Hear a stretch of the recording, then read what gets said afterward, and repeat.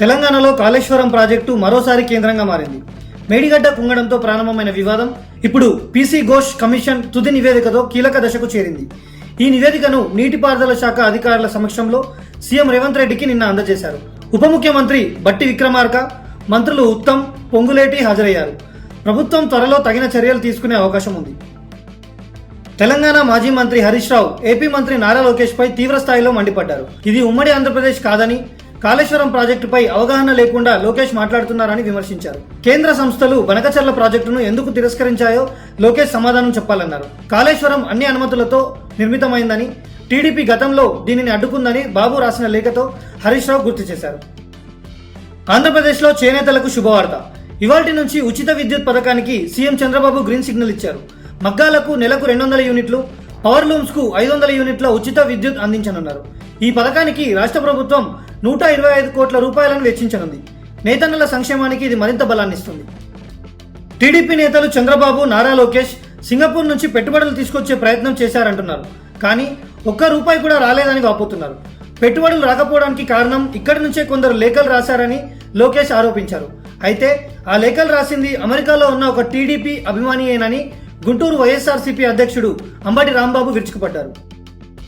America అధ్యక్షుడు Donald Trump వ్యాఖ్యలపై భారత విదేశాంగ శాఖ ప్రతినిధి రణధీర్ జైస్వాల్ స్పందించారు. భారత్ అమెరికా భాగస్వామ్యం అనేక మార్పులు, సవాళ్లను ఎదుర్కొని ముందుకు సాగిందన్నారు. పతనమైన ఆర్థిక వ్యవస్థలంటూ ట్రంప్ చేసిన వ్యాఖ్యలపై భారత్ స్పష్టంగా స్పందిస్తూ ప్రధాన ఎజెండాలపై దృష్టి కేంద్రీకరించామని తెలియజేశారు. 71వ జాతీయ చిత్ర అవార్డులు ప్రకటించారు. ఉత్తమ చిత్రంగా నందమూరి బాలకృష్ణ నటించిన భగవంత్ కేసరి ఎంపికైంది. అనిల్ రావిపూడి దర్శకత్వంలో తెరకెక్కిన ఈ సినిమాలో శ్రీలీల కీలక పాత్రలో మెప్పించగా కాజల్ అగర్వాల్ హీరోయిన్ గా కనిపించారు. 2023లో విడుదలైన ఈ సినిమా భారీ విజయాన్ని నమోదు చేయడంతో పాటు జాతీయ స్థాయిలో గుర్తింపు కూడా దక్కించుకుంది. మద్యం కుంభకోణం కేసులో 12 మంది నిందితులు శుక్రవారం ఏసీబీ కోర్టులో హాజరయ్యారు. తమకు బెయిల్ ఇవ్వాలంటూ పిటిషన్లు దాఖలు చేశారు. ఈ పిటిషన్లపై కోర్టు విచారణ చేపట్టినా తీర్పును వాయిదా వేసింది. దీంతో 12 మందికి ఈ నెల 13 తేదీ వరకు రిమాండ్ పొడిగిస్తూ ఏసీబీ కోర్టు ఆదేశాలు జారీ చేసింది. తెలంగాణలో రేషన్ కార్డుల పండుగ జరుగుతోందని మంత్రి పొన్నం ప్రభాకర్ అన్నారు. రేషన్ కార్డు లేని పేదలు దరఖాస్తు చేసుకుంటే ఏ పార్టీకి చెందిన సంబంధం లేకుండా అందరికీ ఇస్తామని వెల్లడించారు. హైదరాబాద్లో రోడ్లు, విద్యుత్, ఇతర సమస్యలు వేగంగా పరిష్కరిస్తున్నామని ఆయన స్పష్టం చేశారు. ప్రభుత్వం సంక్షేమ పథకాలు ప్రజలందరికీ చేరేలా కృషి చేస్తున్నామన్నారు.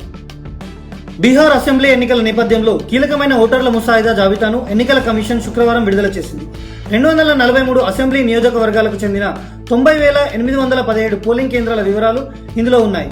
మధ్యాహ్నం 11 గంటలకు రాష్ట్రంలోని 38 జిల్లాల కలెక్టర్లు అన్ని రాజకీయ పార్టీలకు జాబితాను అందజేశారు. ఫిర్యాదుల జాబితా లేనప్పటికీ ఓటర్లు ఈసీ వెబ్సైట్లో తమ పేరు ఉందో లేదో చూసుకోవచ్చు.